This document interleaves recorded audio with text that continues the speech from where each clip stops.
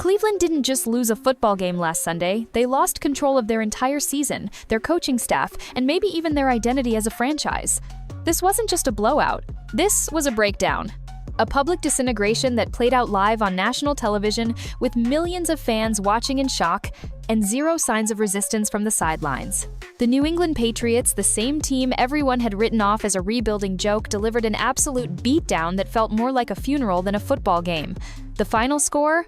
A soul-crushing embarrassment that didn't just cost the Browns another spot in the win column, it cost a man his career. Because just hours after the clock hit zero, one of the loudest, most chaotic, and long-anticipated moments in Cleveland Browns history finally happened. Kevin Stefanski was fired. Not next week.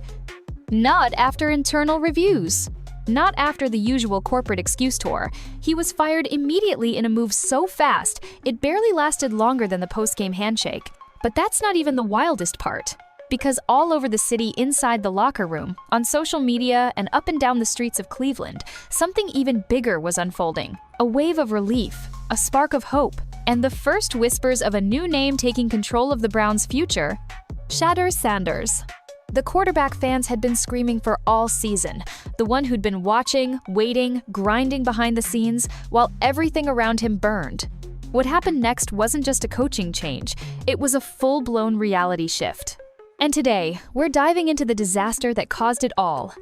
The backlash that sent shockwaves through the NFL, and the rise of a young quarterback who now holds the keys to Cleveland's future. This is the moment everything changed. Before going further, if you're enjoying this video, don't forget to smash that subscribe button. It really helps us keep bringing you the content you love. It started like any other Sunday, but by halftime, it was already clear. This wasn't just another loss. This was the loss. The one people would talk about for years. A historically bad performance that turned a disappointing season into a full-blown implosion.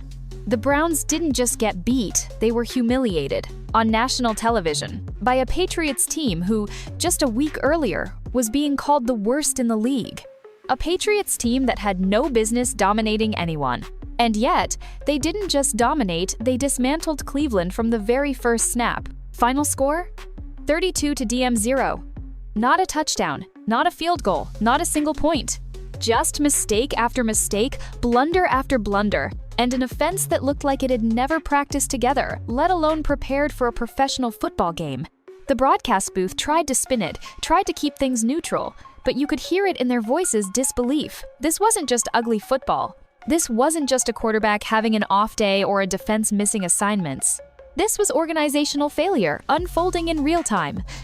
Gabriel, the quarterback Kevin Stefanski, somehow continued to defend with every ounce of his coaching credibility, played like a man completely out of his depth. 2 brutal interceptions, not just bad throws, but high school-level mistakes that had fans watching through their fingers like it was a horror movie. And the worst part?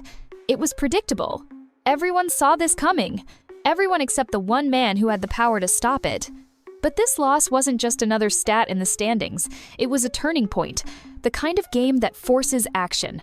The kind that makes owners walk out of the press box and say, "Enough."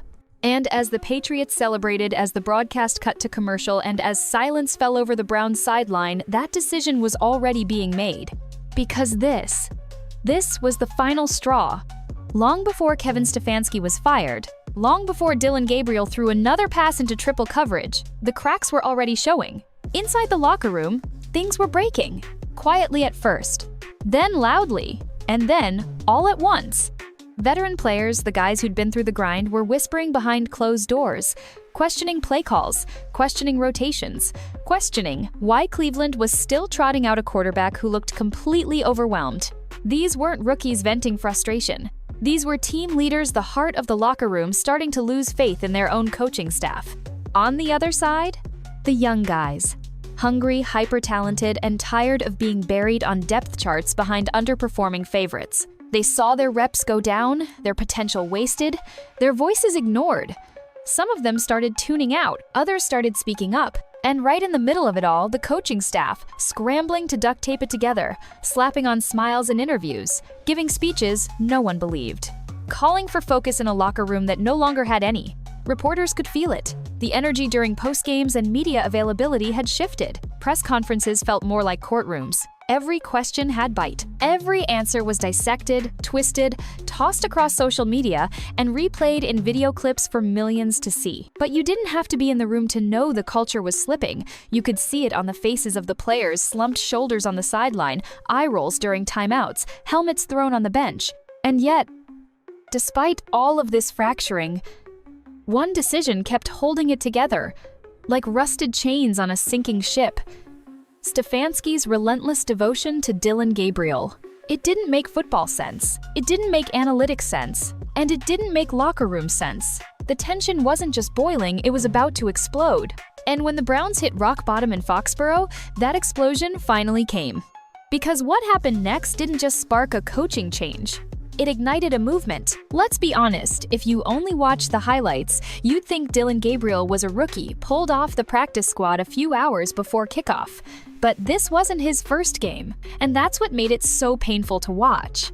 The interceptions weren't just bad, they were career-altering. On the first, he looked straight ahead, saw a linebacker standing dead center in the field, and still threw the ball right to him. No deception, no pressure, no misread. Just a pass so obvious, so careless, that the defender literally stood still like he was waiting on a package delivery. The second INT? Somehow worse.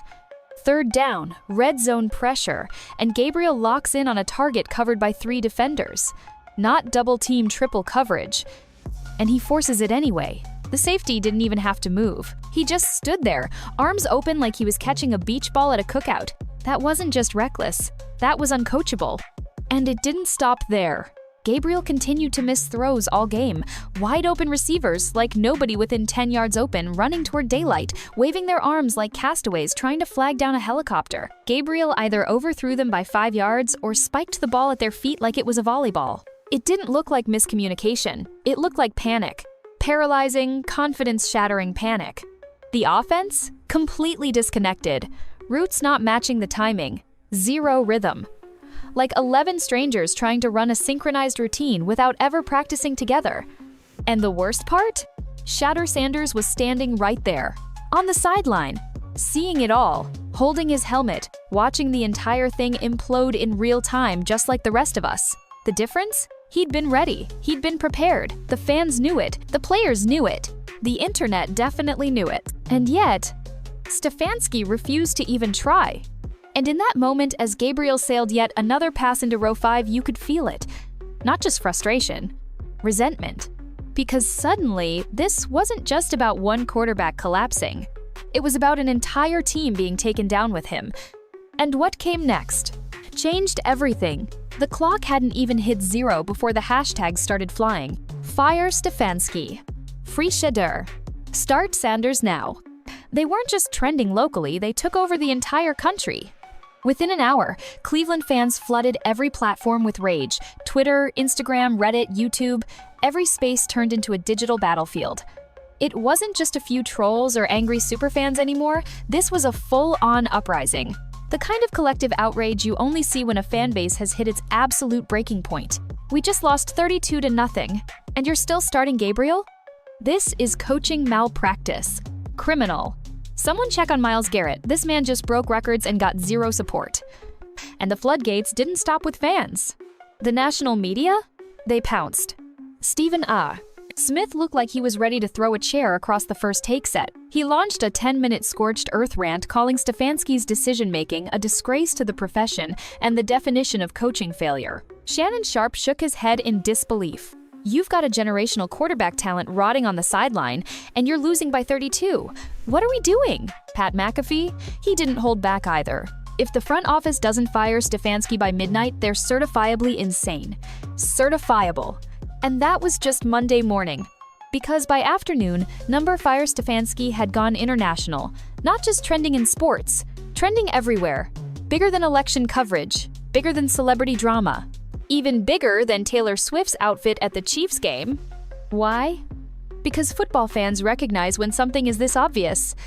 You didn't need to be an analyst to see it. You just needed an internet connection and a pair of eyes. The digital pitchforks were sharpened. The Browns fans weren't just done, they were loud. And the message was crystal clear. If Dylan Gabriel starts another game, we riot. The ownership couldn't ignore it anymore. The front office couldn't spin it. No excuse, no injury report, no post-game presser would calm this storm. And as the internet fury exploded, the silence coming out of the Browns facility was deafening. The question now wasn't if Stefanski would be fired. It was, how fast can they get his keycard deactivated? The jokes were flying before the team even made it off the plane. Is Stefanski even flying home with the team? Start the Uber. Get him to the unemployment office now. Security better be collecting his badge at the gate. Funny thing is, none of those were exaggerations. Because early Monday morning, before most people had even finished their first cup of coffee, the notifications started lighting up phones across the sports world. Breaking. Kevin Stefanski has been fired as head coach of the Cleveland Browns effective immediately. No spin. No mutual decision. No sugar-coated send-off. Just gone. Fired? Full stop. According to ESPN's Adam Schefter, the final meeting lasted less than 5 minutes. There was no long speech, no conversation, no second chance.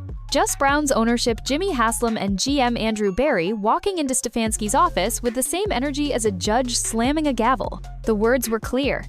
The tone? Ice cold. This wasn't emotional, this was surgical. One team insider, speaking anonymously, said Stefanski looked completely stunned, genuinely shocked by the speed of it. He'd convinced himself he'd have a few more weeks to fix things. Maybe finish the season. Maybe ride it out. But that Patriots game? That was the final answer, and the Browns weren't waiting another second. Because whatever hope the team still had this season was never coming with him. There was no more room to trust the process. No more patience for playbooks that didn't work. No more tolerance for ignoring the obvious. By the time the team meeting concluded, coaches were packing up boxes, staff members were closing office doors, and insiders say Stefanski left the facility without even addressing the full team. And still, that wasn't the part that stunned people the most. What shocked everyone was the reaction inside the locker room. Because the players didn't look shocked, they didn't look confused. They looked relieved. This wasn't the usual post-firing atmosphere you see in the NFL, the quiet tension, the awkward "we wish him the best" statements, the head nods of respect out of obligation. No, this was different. Because what happened the moment the news broke inside the Browns locker room wasn't somber. It was electric. One anonymous veteran who spoke off-record because he didn't want to get fined by the league didn't even try to hide how he felt. "It's about DMN time," he said with a smirk. "We've been done watching elite talent rot on the sideline for no good reason." Another player, describing the exact moment the message was relayed, said you could feel something shift immediately. Guys were high-fiving, clapping, smiling. For the first time in weeks, there was laughter, jokes, energy. Like someone had opened the windows in a room that had been sealed shut with tension and frustration for months. The silence, the suppressed anger, the behind-the-scenes whispers it was all lifted. Players weren't careful anymore. They didn't have to be careful, because everyone in that room already knew exactly what this meant. Shedeur Sanders was next. From equipment managers to star veterans, everybody had been waiting for this moment. The entire building had grown exhausted from pretending Gabriel was the guy. And the second that illusion ended, the celebration started. A young defensive player later told Cleveland reporters privately, "We love Coach Steph as a person, but the Gabriel thing? Nobody understood it. You've got a Ferrari sitting in the garage, collecting dust, and we're out here getting grilled over losses we didn't need to take." Even players who stayed quiet publicly were privately overjoyed. They'd watched Sanders kill it in practice. They watched him rally teammates off camera. They saw the respect he'd earned from day one behind the scenes, not by being loud, but by consistently showing up and outworking everyone. And while the energy in the locker room was shifting like a released pressure valve, the man at the center of it all, calm as ever. Shedeur Sanders didn't react like the moment was too big. He wasn't throwing on chains, wasn't hopping online to spike the football. There was no "I told you so." No dance, no tweet, no clapback. Just a walk, down the tunnel, headphones in, focused. Stoic, ready. One teammate says Shedeur passed a group of wide receivers and simply gave a nod. A subtle head tilt, a silent confirmation. Then came just 5 words. "Let's get to work." That was it. No speeches, no drama, no spotlight chasing. Just a quarterback who had been mentally ready for this moment long before the rest of the world caught up. And suddenly, the Cleveland Browns weren't mourning a coach. They were preparing for a new era. While the city celebrated a long overdue firing and the locker room finally exhaled, one person stayed perfectly calm in the chaos. No social media post. No camera crew following his every move. No performative celebration. Just a quarterback walking with purpose like he's been here before. And make no mistake, Shedeur Sanders has been here before. Since he was a kid, he's lived under lights that would have blinded most people. The son of Deion Sanders' primetime himself, Shedeur didn't inherit just a name. He inherited expectation, pressure, legacy. And he's done something very few young players ever managed to do. Step into that shadow and cast his own. He didn't chirp from the sidelines all season. He didn't cause locker room drama. And even when the media tried to stir things up, he said nothing. Just kept showing up early, leaving late, watching film, studying without making noise. No public complaints, no cryptic tweets, just work. Pure, undeniable work. Teammates noticed, coaches noticed, and fans, they felt it. Even while Gabriel was stumbling in primetime, Browns fans weren't just asking for Sanders to get a shot, they were demanding it. Loudly, aggressively.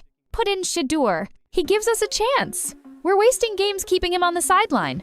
And inside the walls of the Browns facility, players were starting to echo the same thing, because Sanders carried himself like a starter before he ever got the nod.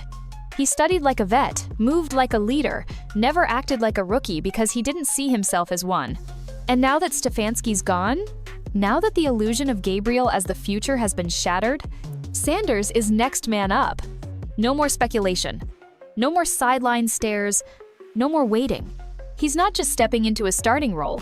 He's stepping into expectation, the kind Cleveland hasn't had at quarterback in decades. And the million-dollar question isn't, is he ready? It's, what's going to happen when the rest of the league finally sees what this kid can do? Because the Browns no longer need a body under center. They don't need someone to just survive games and keep things afloat. They need a leader, a playmaker, a franchise saver. And Shedeur Sanders? He looks ready to walk into that fire without flinching. The Browns didn't even have time to finish their first official team meeting under interim leadership before the outside world completely lost its mind. Because the second Shedeur Sanders' name moved from backup to inevitable starter, the entire NFL universe took notice. And not quietly. Across sports talk shows, Twitter, group chats, Reddit threads, and highlight reels, two words started spiking in every trending algorithm. Shed time. That was it. Minimal, direct, movement. The phrase shot to the top of NFL Twitter, taking over timelines like a wildfire.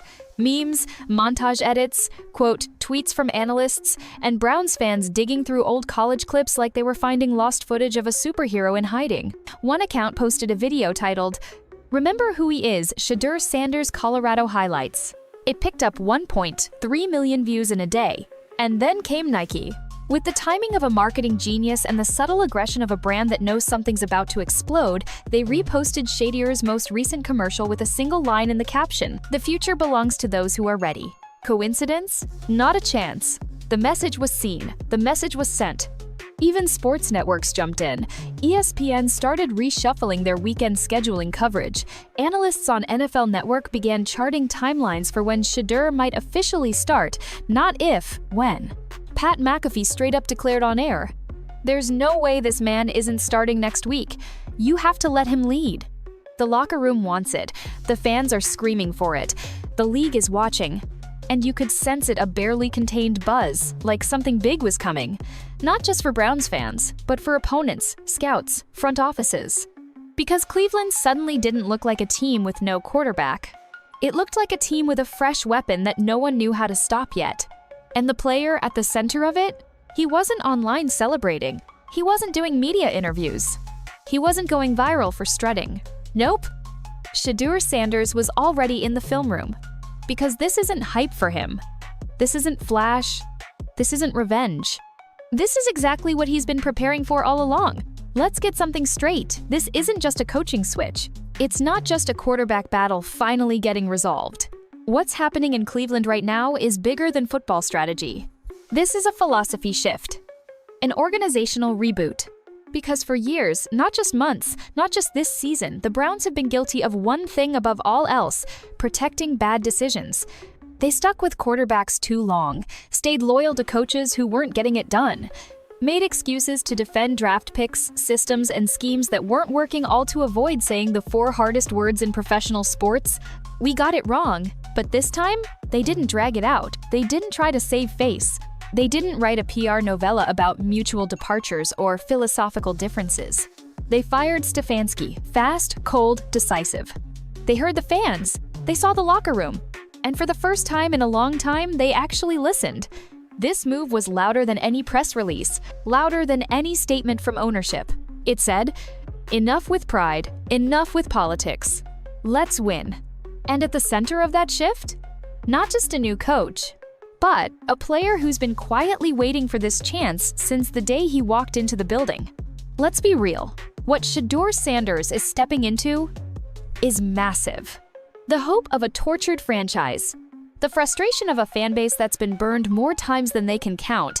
Decades of quarterbacks who never became the guy.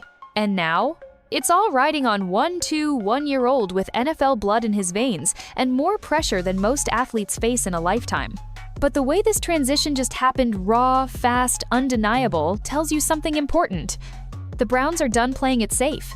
They're not protecting reps anymore. They're not burying rookies behind politics. They're not letting potential rot on the bench while the scoreboard sets fire to the season. This isn't about maybe next year. This is right now. And for the first time in years. That actually feels like good news in Cleveland. There's no easing into this. No warm-up game, no soft launch, no kid glove treatment. When Shedeur Sanders takes that first snap as the Browns' starting quarterback, whether it's next week or the one after, he's walking directly into the fire. Because there's no such thing as a quiet debut in Cleveland. Not after what went down. Not after what they just blew up to make this happen. He's not just the new starter, he's the symbol of hope. Every pass will be analyzed. Every read, every decision, every check at the line of scrimmage. Opposing defenses? They're not going to welcome him, they're going to test him, blitz him, try to rattle him from the very first play. And the fans? They're hopeful, but they're hungry. Starving, really. They've been through it. The bad picks, the QB carousel, the false saviors. They've tried to believe before, and it burned them every time. So now they're not just watching Shadur. They're placing their belief in him. Will he be perfect? No. Will there be rookie mistakes? Of course. Will it take time? Maybe. But here's the truth that everyone inside the Browns facility already knows.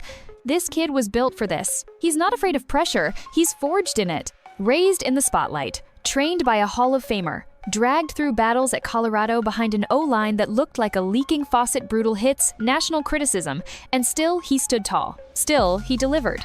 Still he stayed locked in. He's not just a quarterback. He's a leader, calm, collected, pure poise under fire. And above all else, he believes in himself, not in a fake, cliché way, not in a slogan, in the way that makes locker rooms trust you.